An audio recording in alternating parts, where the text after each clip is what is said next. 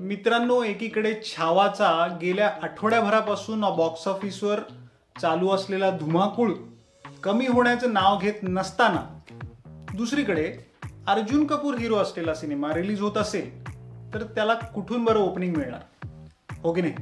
खरं सांगायचं झालं तर मला तर मेरे हस्बंड की बीवी बघणं इतकं जीवावर आलं होतं की विचारू नका. पण म्हणतात ना, शो मस्ट गो ऑन, म्हणून शून्य अपेक्षा ठेवून का होईना मी दुपारी उशिरा असलेल्या पहिल्या शोला आज शिरलोच.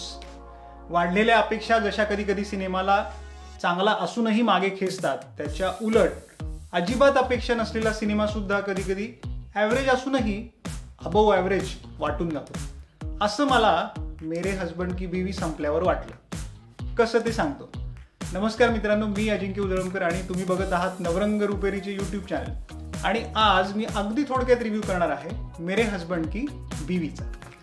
कथानकात तसं काही नाविन्य नाही. अंकुर चड्डा म्हणजे अर्जुन कपूर आणि प्रभलीन धिल्लों म्हणजे भूमी पेडणेकर यांचं लव्ह मॅरेज.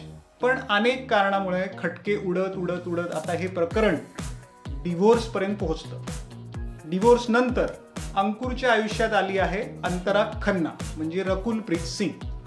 आता नेमकं जेव्हा या दोघांचं म्हणजे अंतरा आणि अंकुरचं लग्न ठरतं तेव्हा येतो कथेत असा ट्विस्ट ज्याने अंकुरच्या आयुष्यात प्रभलींची म्हणजे त्याच्या एक्स वाईफची पुन्हा एकदा एंट्री होते.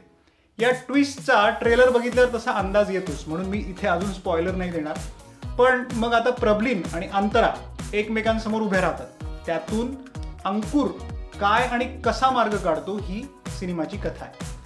मित्रांनो, दिग्दर्शक मुदस्सर अजीज यांनीच चित्रपटाची कथा, पटकथा आणि संवाद या तिन्ही जबाबदाऱ्या सांभाळल्या आहेत. कथानकात नाविन्य नसलं तरी इंटरव्हलच्या नंतरची जी पटकथा आहे, स्क्रिप्ट आहे आणि त्यातले संवाद आहे हे बऱ्यापैकी फास्ट पेस्ड आहेत आणि बऱ्यापैकी एंटरटेनिंग सुद्धा आहे. खास करून संवाद. पटकथा ही टिपिकल अगदी 90sच्या दशकातील आठवण करून देणारी वगैरे, नो लॉजिक आणि सोयीच्या मार्गाने जाणारी आणि तद्दन फिल्मी असल्याने असंच का तसंच का असल्या प्रश्नांची उत्तरे इथे नाही मिळत आणि मला वाटतं ती शोधूही नाहीत. ओव्हरऑल ट्रीटमेंट टाइमपास कॉमेडी असल्याने इथे तशी लॉजिकला फारशी जागा नाही आहे मित्रांनो. हा एक आहे की कॉमेडी तुम्हाला कुठे फारशी खळाळून हसवत नाही तर केवळ चेहऱ्यावर एक स्मित हास्य खुलवत राहतं. भूमी पेडणेकरचा लाजवाब अभिनय हा या सिनेमाचा आणखी एक स्ट्रॉंग पॉइंट आहे. प्रभलीनची जी भूमिका तिने केली आहे पत्नीची ती खूपच जोरदार आहे. त्या मानाने रकुल प्रीत सिंग ही थोडी फिकी पडली. अर्जुनच्या बाबतीत तर काय बोलावे, म्हणजे अपेक्षेपेक्षा त्या मानाने बरा वावर आहे अर्जुन कपूरचा या सिनेमात. तनिष बागची, बादशाह आणि आणखी 4 संगीतकार मिळून हे संगीत दिलंय चित्रपटाला. पण हे संगीत चांगलं आहे पण हिट कॅटेगरीमध्ये मोडत नाही. एक गाणं आहे 80च्या दशकातील अमिताभ बच्चनच्या आज का अर्जुन मधील, गोरी है कलाइयां तू लादे मुझे हरी हरी चुडिया. या गाण्याचं रिमिक्स या सिनेमामध्ये वापरलंय.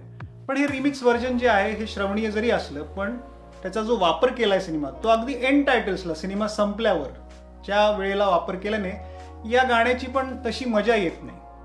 एकंदरीत मुदस्सर अजीज यांचा हा प्रयोग तसा एकदा बघण्यासारखा असला तरी यापेक्षा आणखी दमदार नक्कीच होऊ शकला असता. त्यामुळे आउट ऑफ 5 मी याला देईल 3 स्टार, अबोव ॲव्हरेज. OTTवर आल्यावर एकदा हातात घेऊ शकता, हरकत नाही. सिनेमा क्लीन आहे, विथ फॅमिली बघू शकता.